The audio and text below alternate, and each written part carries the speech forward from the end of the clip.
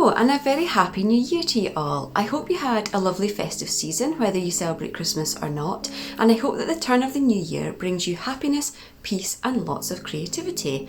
I want to start by welcoming you back to my channel and by saying a huge thank you so much for being here. It's lovely to be filming again and I hope to bring you lots of new videos this coming year. But first, if you're new here, then my name's Dee and I'm a self-taught artist and service pattern designer living and working in Scotland. I make a living selling my art on products that I design and make in my home studio, and I love to share the processes I go through in videos here on my YouTube channel. In this video, I'll be sharing some of my business plans and creative endeavours for the year ahead, as well as introducing a new happy challenge that I hope some of you will join me in. But first, let's go on a little nature walk to welcome in the new year.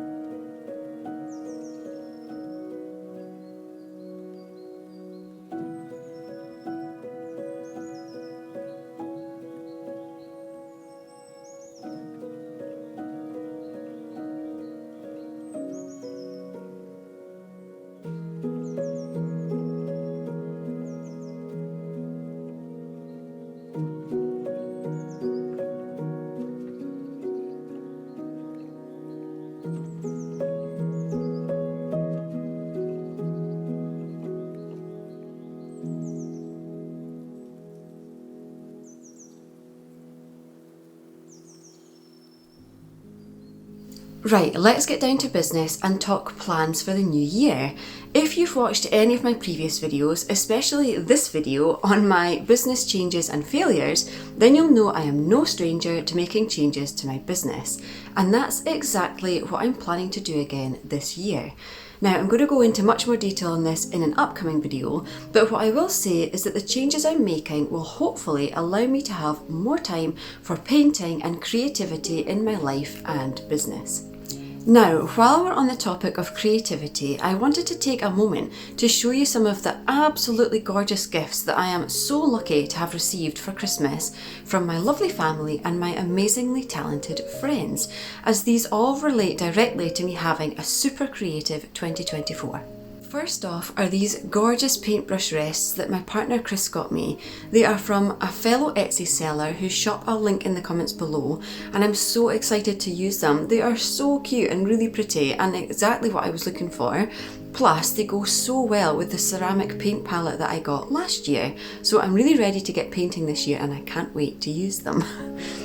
Continuing on with ceramics, look at this beautiful bowl that my friend Crystal made. She had her very first pottery lesson at the end of summer last year and she made me this.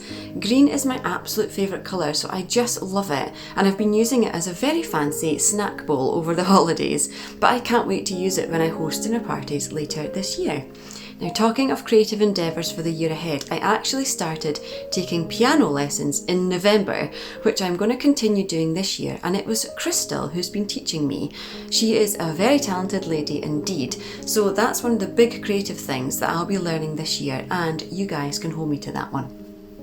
Now, the last gift that I want to share with you is what I'm calling my happy quilt.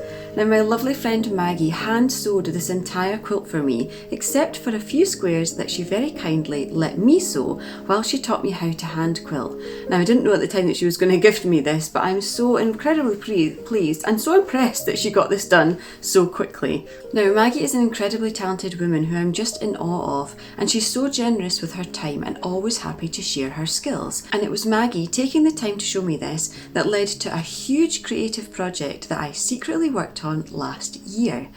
Now that Christmas is out of the way and those secret gifts have now been received, I'll be sharing more about this project in the next video.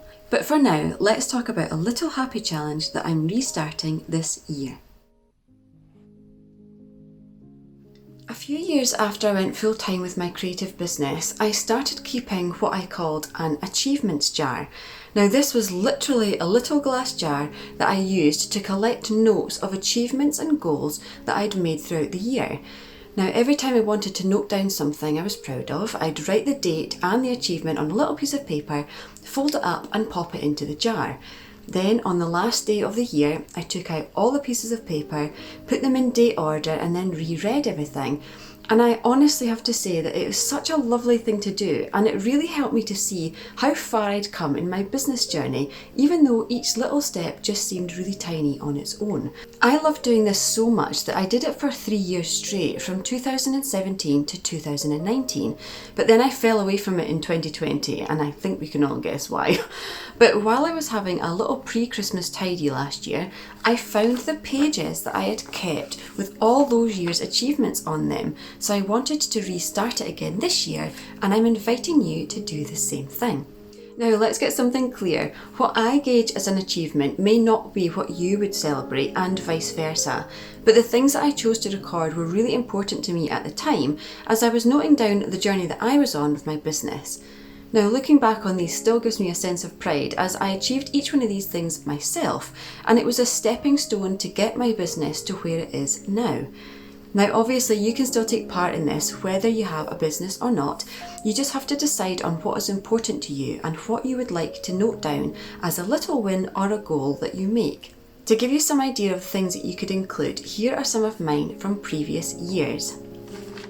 So my first achievements for every one of the 3 years that I have written down here is the date of the very first sale that I got online on my Etsy shop. So in 2017, the first sale of the year came in on the 9th of January, and I noted down that it was a sale of £12 as well. I also have noted down things like when I got my very first wholesale order, which was the 6th of February 2017.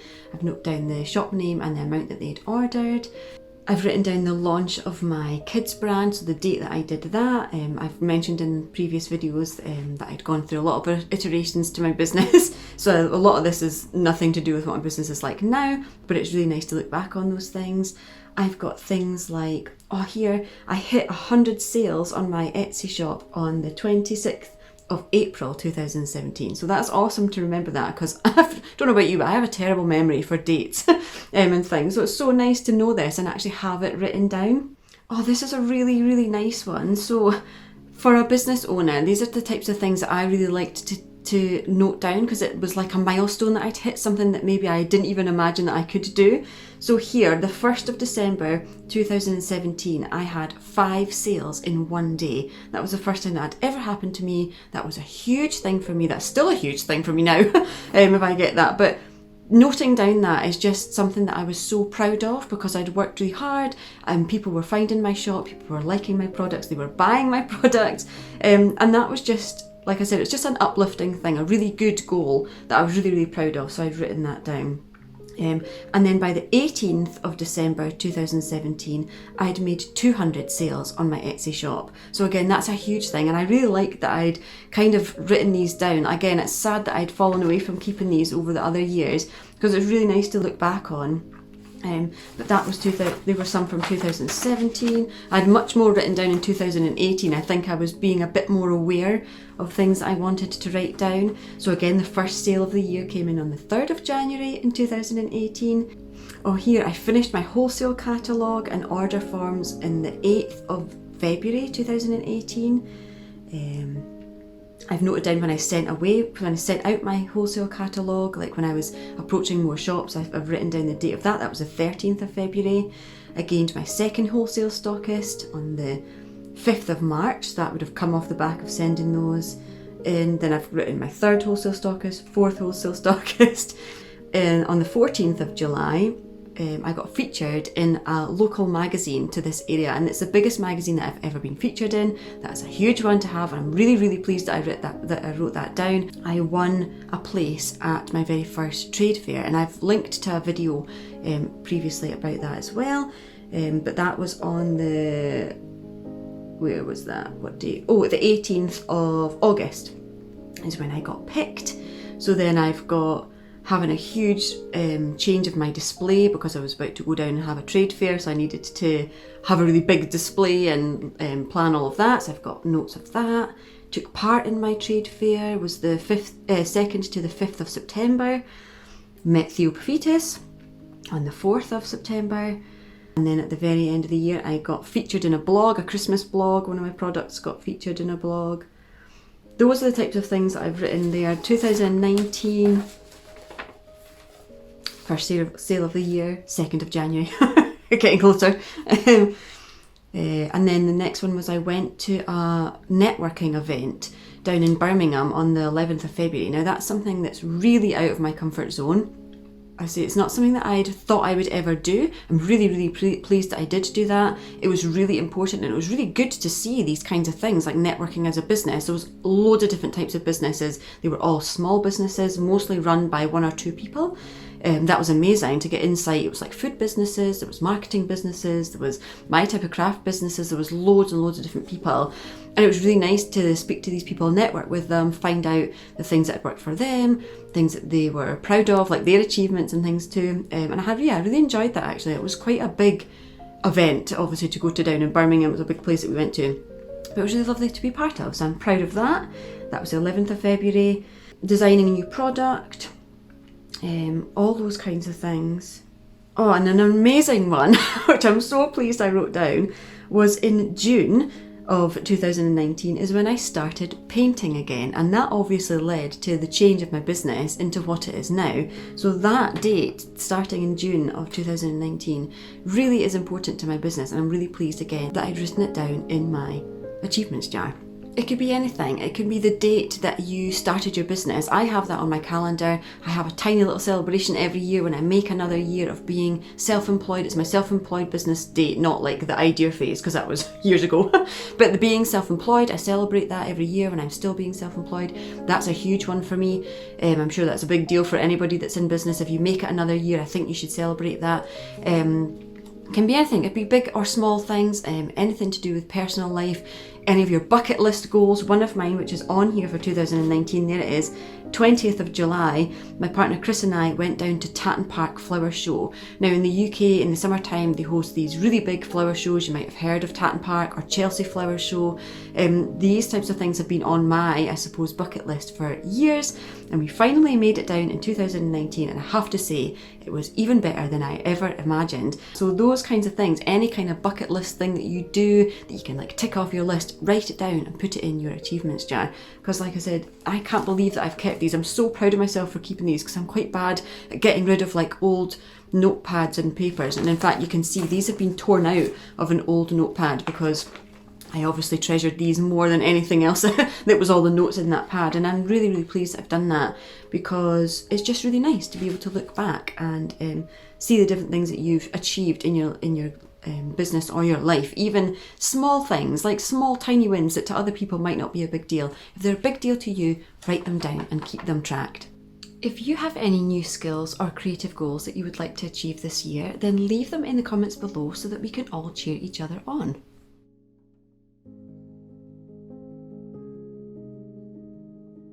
I hope that's given you something to think about for this year, and I really do hope that you join in with the Achievements Jar Challenge with me.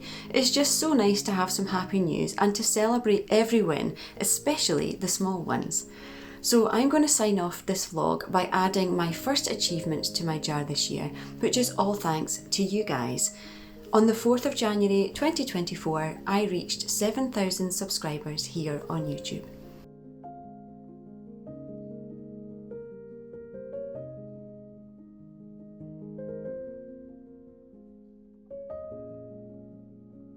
Thank you so much again for being here, guys. I hope you have a wonderful year ahead, and I will see you in the next video.